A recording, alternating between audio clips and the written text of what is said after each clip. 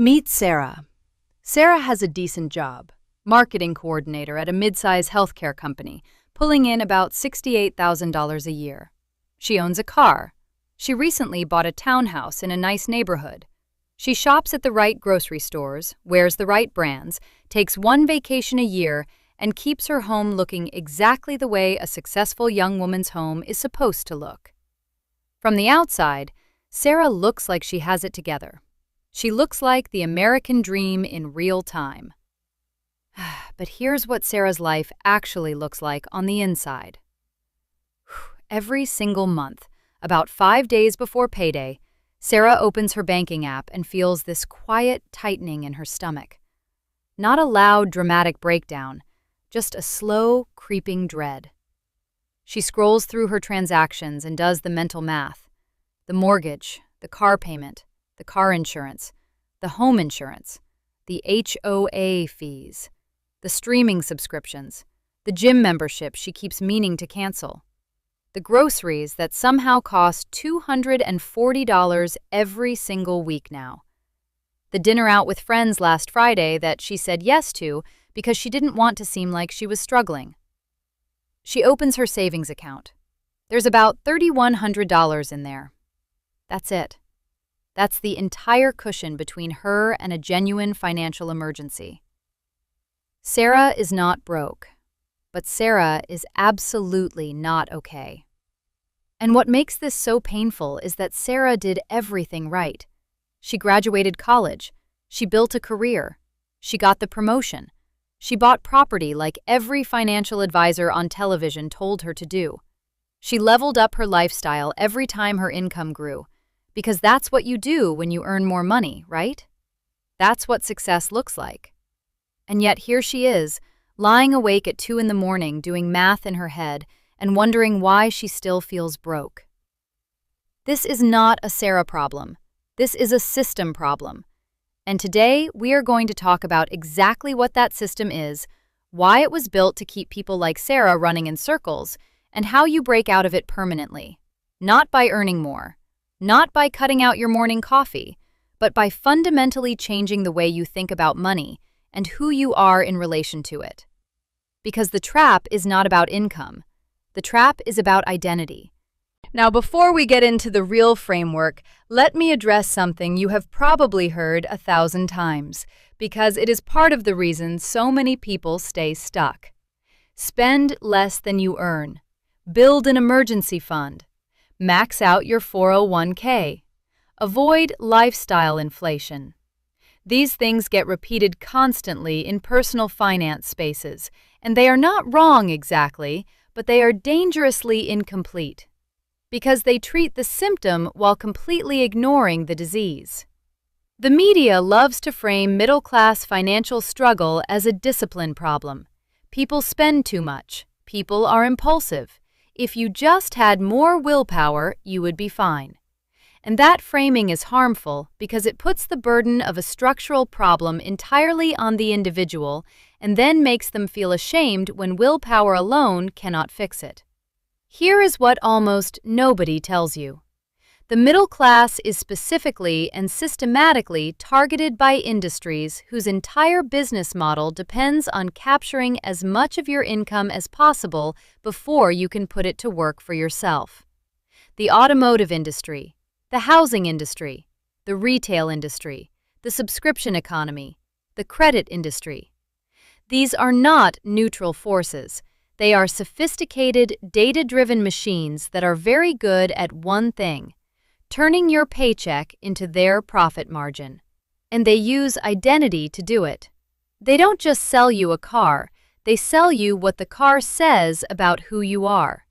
They don't just sell you a bigger house, they sell you the idea that the size of your home reflects the size of your success. They weaponize your desire to belong and feel respected, and they point that desire directly at their products. That is the trap. Not lattes, not avocado toast. The trap is that your identity has been quietly linked to your consumption. And until you break that link, no budgeting spreadsheet in the world is going to save you. Now let's talk about some real numbers because I want this to feel concrete. The median American household income right now sits at around $74,000 a year. That sounds reasonable. But here is what happens to that money in a typical middle-class household. About 30% goes to housing. That's roughly $22,000 before you've bought a single grocery item. About 15 to 17% goes to transportation. Food takes another 10 to 12%. Healthcare, utilities, and debt payments eat up another 20% or more. By the time you add it all up, the average middle-class family is spending somewhere between 90 and 105% of their take-home pay on baseline expenses alone. Before the kid needs new shoes, before the water heater breaks, before the car needs new tires. And here is the investment data that should make every person watching this feel something.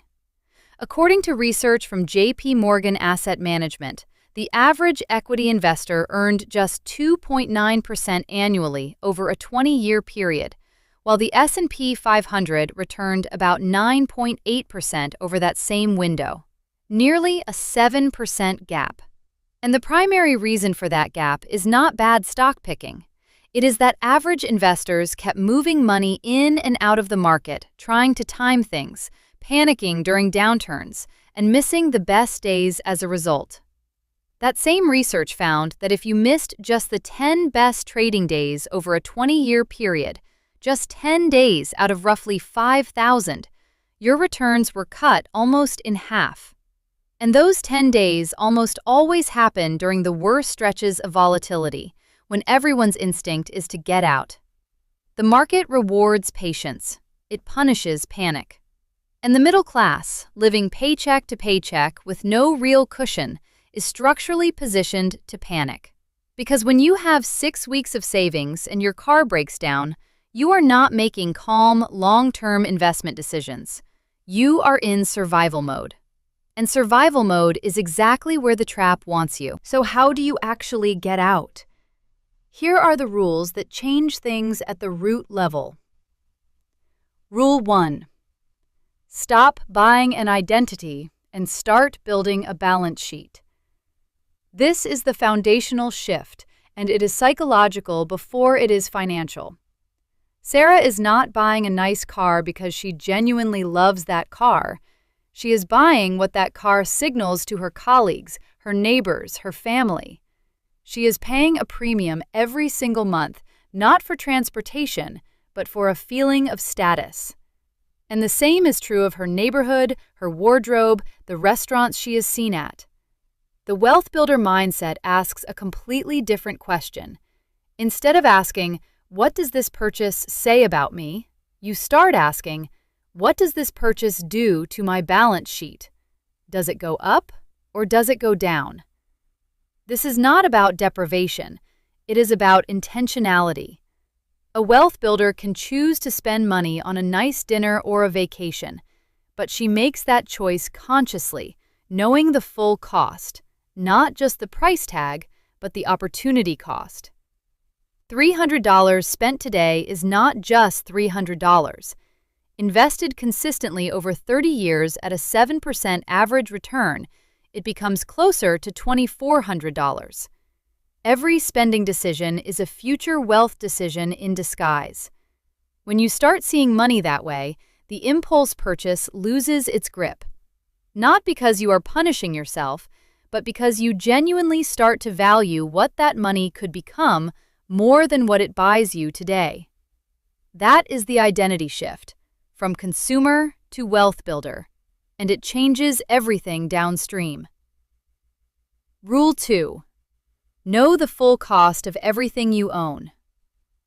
The purchase price of something is almost never the real cost of something, and the gap between those two numbers is one of the most dangerous places in personal finance. When Sarah bought her townhouse, she looked at the monthly mortgage payment and said, "Yes, I can afford this."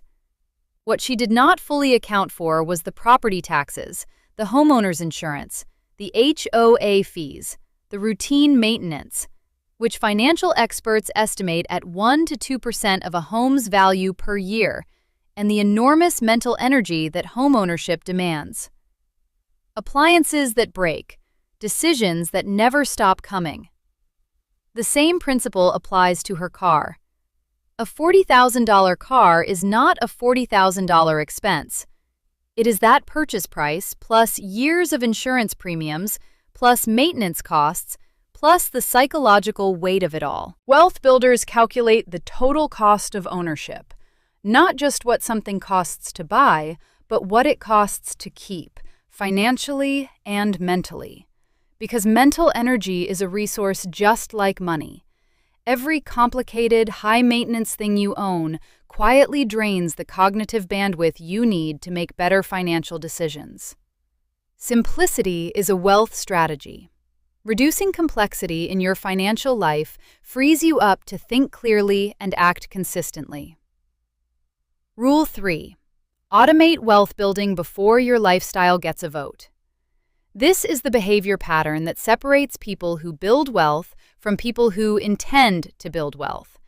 It comes down to one question: what happens to your money the moment it lands in your account? For most middle-class households, it immediately becomes available for consumption. The fixed expenses come out, life happens, and whatever is theoretically left at the end of the month is what gets saved. Which means almost nothing gets saved, because lifestyle always expands to fill available income. Wealth builders reverse the sequence. They decide in advance what percentage of every paycheck goes directly to an investment account, and they automate that transfer to happen on payday, before the money is available for anything else. You never see it, you never miss it. Your lifestyle quietly calibrates to what remains. This is not a new idea, but what makes it truly powerful is the psychological effect over time. When investing is automated, you stop experiencing it as a sacrifice. Month after month, year after year, compound growth does what it does. If Sarah automated just 15% of her take-home pay into a low-cost index fund starting today and kept it there for 30 years at a 7% average annual return, she would accumulate somewhere north of $800,000. Not from a windfall, not from perfect timing, but from automation and consistency alone. Rule 4. Build the cushion that makes rational thinking possible. We talked about how missing just 10 days in the market over 20 years can cut your returns nearly in half. But you can only stay in the market during scary moments if staying in does not threaten your ability to pay rent.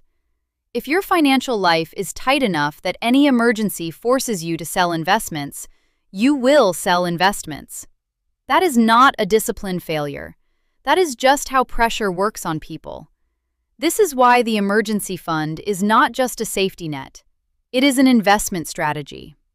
3 to 6 months of expenses, liquid and accessible, is what allows you to leave your long-term investments completely alone during market downturns.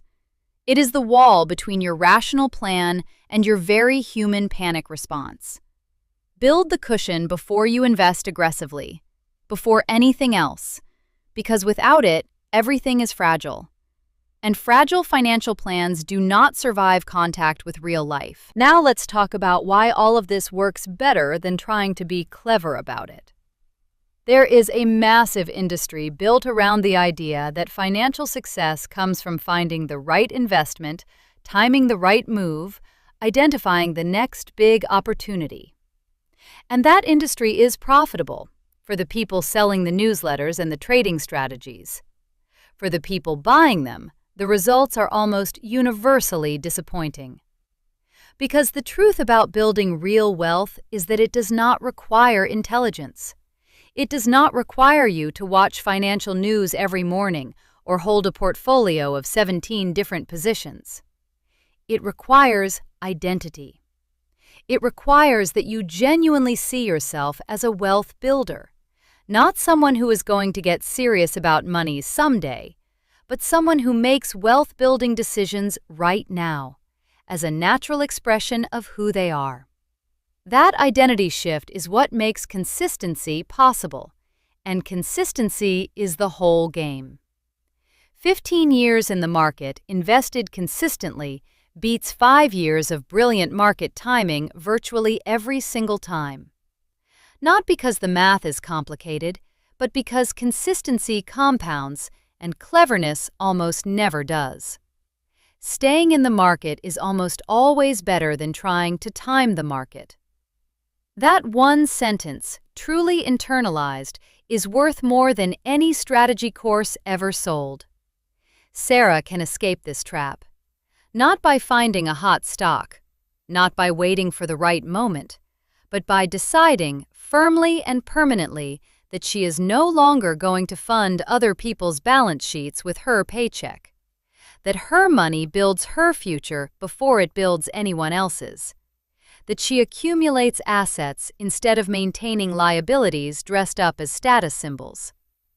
That decision, made once and acted on automatically every single month, compounds into a completely different financial life. Here is your 60-second task before you close this video. Right now, open your banking app or your payroll portal. Find the option to set up an automatic transfer or direct deposit split. Pick a number that feels real to you, 5%, 10%, even 2% if that is where you are starting. Set it to transfer automatically every single payday to a separate savings or investment account. Name that account something that means something to you. Future Sarah. Freedom Fund. Whatever makes it feel like yours. Then set it and walk away. That one action, taken right now, is the beginning of the identity shift. You are no longer someone who hopes to build wealth someday. You are someone who builds it automatically, every payday, regardless of what the market is doing or what version of success the world is trying to sell you this week. The trap only works if you stay in it. And you just took the first step out.